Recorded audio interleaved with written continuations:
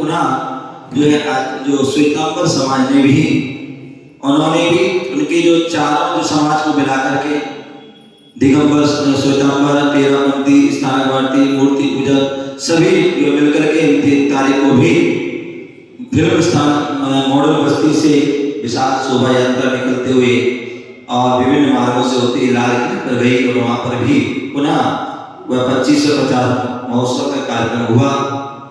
और ऐसे वह जो है कार्यक्रम जो है अनुभव अलग अलग रूप में वह पूरे 1 वर्ष तक चलना है, प्रयास किया जा रहा है वहाँ पर हमारे आचार्य और सभी जो कि उससे कि और जो वह जो साथ है वह केंद्र सरकार की तरफ से वह पूरा वर्ष घोषित किया गया और अहिंसा वर्ष, और उसमें कितना क्या हो सकता है उसके लिए अनेक प्रकार के कार्य हो रहे हैं। बोले भगवान महावीर स्वामी के नाम से सिक्का, उनके वर्ष का सिक्का निकाला जा रहा है और उनके नाम से डाक टिकट भी निकाली जा रही है।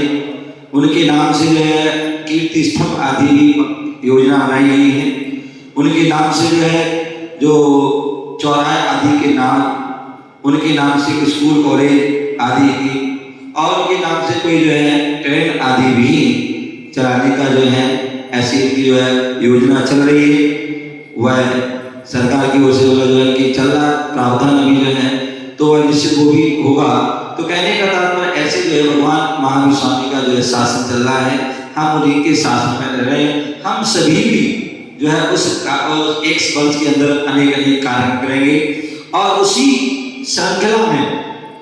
श्रृंखला में जो है आगे भविष्य आगे जो आगामी दिनों में आप सभी को पता है अभी 10 तारीख को राही में असावर गांव में परम पूज्य आचार्य भगवान गुरुदेव विरासत जी महाराज का 41वां मुनि दीक्षा दिवस जाएगा, जहाँ पर आचार्य परमेष्टि विधान और जहाँ पर जो है पात्रों का चयन उनकी घोषणा भी की जाएगी। वहीं पर जो मूर्तियां हैं उनका अवलोकन भी किया जाएगा, एक कार्यक्रम होगा। और उसके बाद 30 दिसंबर से 4 जनवरी जो अहिंसा वर्ष के उपलक्ष्य में जो है वह पंचकल्याण भी होगा। और वह वर्ष भी देखिए जैसे अहिंसा वर्ष 2023 से 2024 तक मनाई जाएगी, उसी प्रकार राई असावरपुर का जो पंचकल्याण हुआ वो भी पूरा 1-2 साल में होगा। क्या होगा? वो भी 2 साल में होगा। 2023 में चालू हुआ और 2024 में पूरा होगा। 30 दिसंबर से 30 दिसंबर और 31 दिसंबर और फिर नया साल 1 तारीख से 2 तारीख 3 तारीख आदि 4 तारीख के बाद पंचकल्याण चलेगा, जिसमें जो है आप सभी को पता है 30 तारीख को भगवान का जो है गर्भ कल्याण महोत्सव घट यात्रा आदि होगी। आप सभी को जो है 10 तारीख को वहां पहुंचना है और वहीं पर जो है आप सभी के लिए घट यात्रा की कलश और आपकी जो है साड़ियां आदि भी आपको दी जाएगी। आप सभी अपने नाम जो है लिखवा देंगे। और पुरुषों के लिए जो है 1 तारीख को भगवान नए साल पर 2/1/2024 में का वर्ष प्रारंभ होगा और यहाँ पर जो है उस जो है भारत को जो है तारने वाले, अपना स्व और पर का कल्याण करने वाले ऐसे तीर्थंकर बालक का उस दिन जो है जन्म होगा। पंचकल्याण में जन्म कल्याण महोत्सव मनाया जाएगा और उसका पूरा भव्यता से वह जुलूस आदि निकाला जाएगा। और उसके बाद जन्माभिषेक, साल के पहले वर्ष का जो पहला अभिषेक जन्माभिषेक जो है जितने भी जो है सारे पुरुष जो है बच्चे लोग वह अभिषेक करेंगे और आप सभी जो है उस अभिषेक को देखेंगे। वही कहते हैं साल के पहले दिन जो भी हम अच्छे काम करते हैं तो पूरा साल जो है अच्छा जाता है।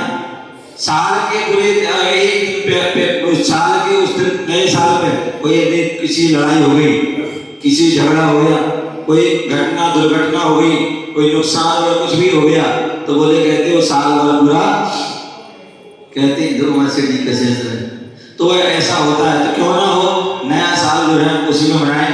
तो इसलिए 1 तारीख को बढ़िया मस्त अभिषेक होगा, 2 तारीख को भगवान की दीक्षा कल्याण आदि कार्यक्रम होंगे, 3 तारीख को भगवान का जो है मुनि अवस्था का प्रथम आहार कहते हैं कि जो है सामान्य व्यक्ति को भोजन करा देना और एक जो है सम्यक दृष्टि को भोजन कराना। क्या? सामान्य दृष्टि का अनेकों को और एक को सम्यक दृष्टि को उसका लाभ होता है, और एक सम्यक दृष्टि 100 सम्यक दृष्टि 1000 सम्यक दृष्टि और एक वृत्ति को करा देना श्रेष्ठ होता है। और एक वृत्ति को और एक जो 100,000 वृत्ति को और एक महावृत्ति को करा देना, 1000 महावृत्ति को और एक उपाध्याय करा देना, एक उपाध्याय और 1000 उपाध्याय और एक आचार्य करा देना, और 1000 आचार्य को और एक तीर्थंकर मुनिराज को आहार करा देना। ये बहुत बड़ी बात होती है। तो वह आपको वह 3 तारीख को वह तीर्थंकर को आहार दान देने का सौभाग्य तीर्थंकर मुनिराज हम बताएंगे। अभी तीर्थंकर मुनिराज जो होते हैं जिनकी दीक्षा होती, दीक्षा का लेना भी दीक्षा होती है ना, दीक्षा होती है। दीक्षा होने के बाद वह अपनी क्या करते हैं, साधना करते हैं, और साधना करने के बाद फिर वह जो है जब उनकी साधना पूरी होती है तो आहार आदि के लिए उठते हैं। ठीक है ना, कहते हैं ना जैसे दीक्षा की बेला से तेला से आदि उपवास करते हैं, और उसके बाद या कोई अपनी आदिनाथ भगवान का मतलब 6 महीने तक उपवास की, 6 महीने साधना की जैसी मतलब में, तो ऐसे करते हैं। उसके बाद आहार भी उठते हैं।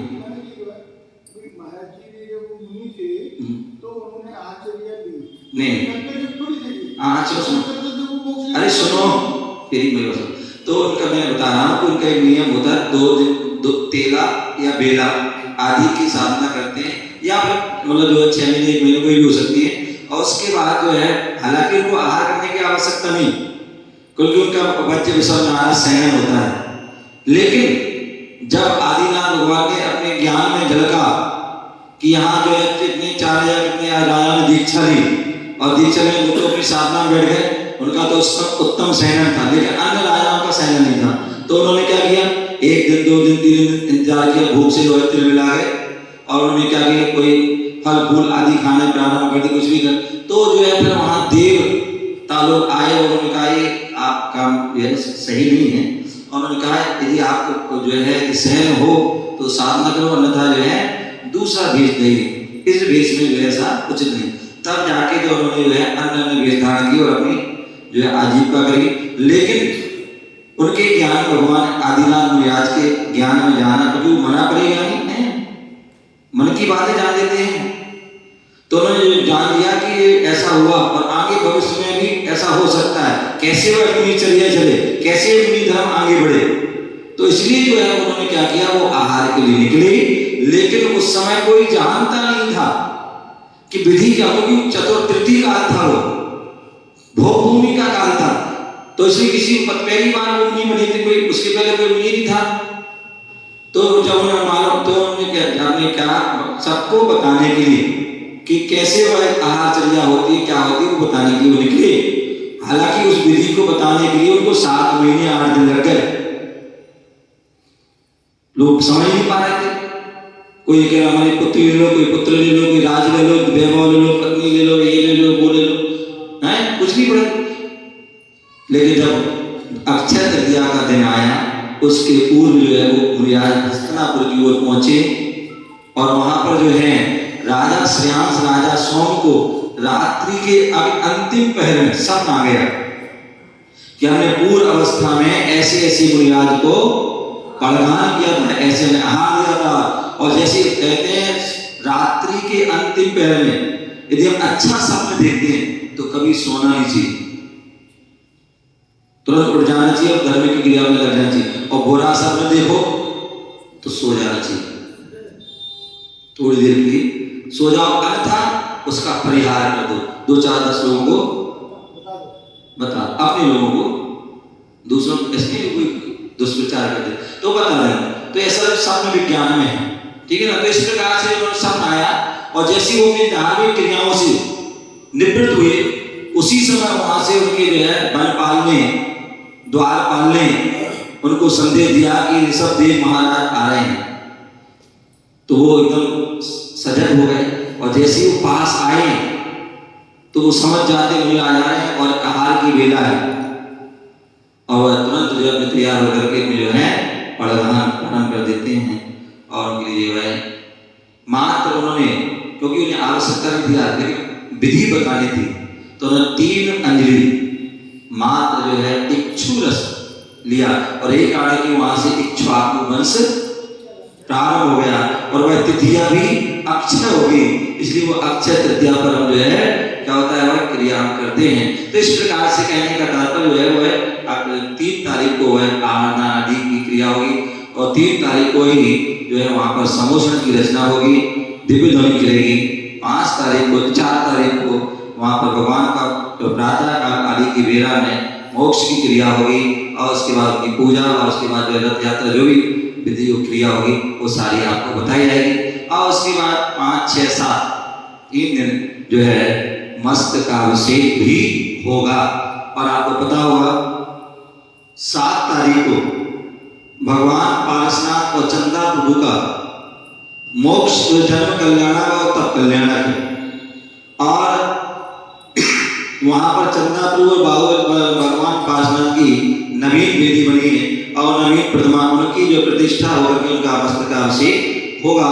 और उस दिन पारसनाथ भगवान का जो है 29वां कितना 29वां जो है उनका जन्म कल्याण आदि महोत्सव भी मनाया। तो इस प्रकार से सारी क्रिया होंगी। तो यहाँ बताते हैं हमारे आचार्य जो हैं परमेष्ठी हैं वो हमारे जिन शासन की उन्नति करते हैं, पूज्या उपाध्याय का, और जो हमारे पूज्य उपाध्याय हैं वह भी जो उपाध्याय परमेष्ठी होते हैं वह भी हमें धर्म की बातें, धर्म का ज्ञान, द्वादशांग का ज्ञान पढ़ते हैं और पढ़ाते हैं। और उसके बाद श्री सिद्धांत का सुपाटिका मुनिवरा रत्नात्रय राधिका, और जो रत्नात्रय की आराधना करने वाले कौन मुनिराज, क्या है श्री सिद्धांत, तो सिद्धांत है। कौन सा सिद्धांत है? जो हमें श्री की ओर ले जाने वाला, श्री मीन्स लक्ष्मी, अनंत चतुष्टय रूपी लक्ष्मी की ओर ले जाने वाला है।